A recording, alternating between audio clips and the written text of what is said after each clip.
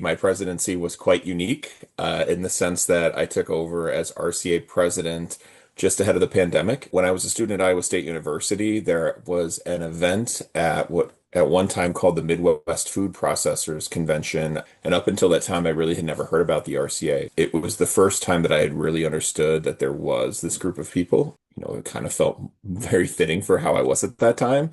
I was working in restaurants. I was going to school for food science. I had my culinary degree, and it just felt kind of right.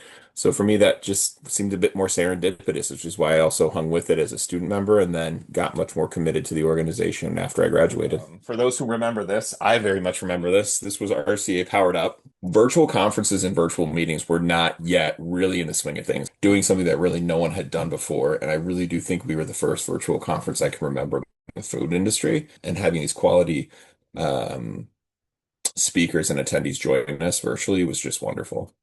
The last 30 years have been interesting because we've gone through this, evolution of food where we see cleaner food movements and more culinary centric food movements. And we saw the rise of the chef in the culinary industry in the early 2000s and molecular gastronomy, which really brought science to the forefront of culinary arts. And behind every one of those changes, there was always somebody in product development who was culinary driving that. I think folks like Harry Crane, if I remember correctly, he was at Kraft at that time period. These were people who were bringing the idea of bringing food forward and making food centric to what big food companies were doing.